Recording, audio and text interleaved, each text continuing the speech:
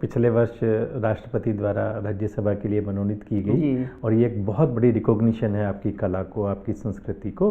और ये शायद पिछले 70-72 वर्ष में आप सेकंड एमपी हैं राज्यसभा के। आपसे पहले पंडित रविशंकर बनाए गए थे। तो एक बहुत अच्छा, आपको कैसा लगा जब आपको राज्यसभा के लिए मनोनीत किया गया?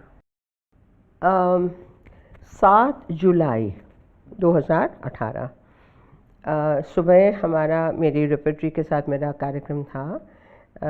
स्वच्छ भारत के ऊपर मैंने संकल्प से सिद्धि बनाया है। तो मैं आपको बताने वाली थी कि विश्वपान, शिव का जो विश्वपान है वो भी स्वच्छता के लिए है। नेगेटिविटी सारी सृष्टि की हटानी है। हाँ, जब मोदी जी ने अपने 9 रत्न बनाए स्वच्छता अभियान के लिए, तो उसमें भी आपको रखा था, है ना। और जैसे कृष्ण और कालिया का युद्ध है, यमुना तो नदी का जो पोल्यूशन उस पे है, उस तरीके से था। और फ़ोन आया, प्रोग्राम शुरू होने वाला था और फ़ोन आया और मैं तो आई कुडंट बिलीव इट। अच्छा, पहले से आपको कोई कल्पना नहीं थी कि ऐसा होने वाला है? मुझे देखिए मैं आपको थोड़ा एक मिनट लेती हूँ।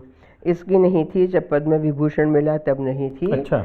मुझे कहा टिकट टेप चल रही है 25 को जनवरी को और आपका नाम आ रहा है पद्म विभूषण में। मेरी एक सियाटल से स्टूडेंट आई थी कनाडा से, उसको मैं वो करवा रही थी रिहर्सल।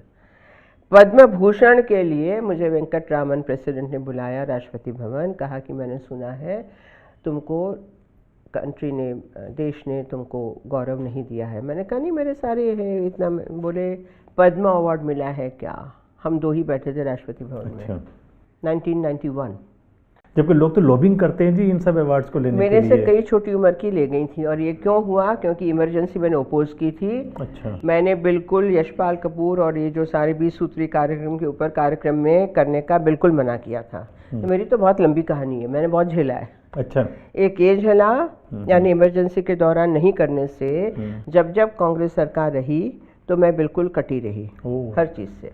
दूसरा तो 1992 में फिर पद्म भूषण डायरेक्टली दे दिया, पद्मश्री कभी। 1993 में विवेकानंद जी का 100 वर्ष शिकागो, तो वॉशिंगटन में हो रहा था बड़ा कार्यक्रम। अटल जी मेरे घर आए मुझे कहने के लिए कि मैं चाहता हूँ सोनल जी आप जाएं। हरिप्रसाद चौरसिया जा रहे हैं, अनूप जलोटा जा रहे हैं और शत्रुघ्न जा रहा है, उसको मैं वो MC बनेगा, वो भाषण देगा, आपको इंट्रोड्यूस करेगा, आप जाएंगी क्या? मैंने कहा आप आ रहे, कमाल है।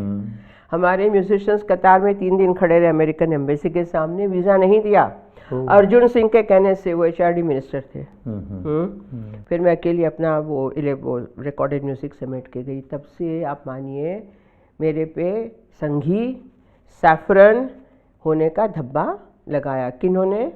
CPI, CPM, कैफी आज़मी, अग्निवेश वगैरह पूरा हजूम था, JNU। और मुझे धमकी भरी चिट्ठियाँ, एनोनिमस फ़ोन कॉल्स सब आने लगे। आने के बाद तो तब से वो धब्बा लगा। वो धब्बा तो क्या था, मेरे लिए तो गौरव बन गया। लेकिन आप सोचिए कि मैं कह रही थी मैंने क्या क्या झेला है, और उसमें मुझे खुशी है कि मैं अपने रास्ते पे चलती रही। मैं इस देश की हूँ, मैं इस देश की हूँ। आप अपने रास्ते जाइए, मैं आपको नहीं रोक रही हूँ। आप मुझे क्यों रोक रहे हैं? तो आपने जो पूछा उसका बहुत लंबा मैंने, लेकिन आपको ये शायद पता नहीं, किसी को भी नहीं मालूम होगा, हमारे दर्शकों को भी नहीं पता होगा।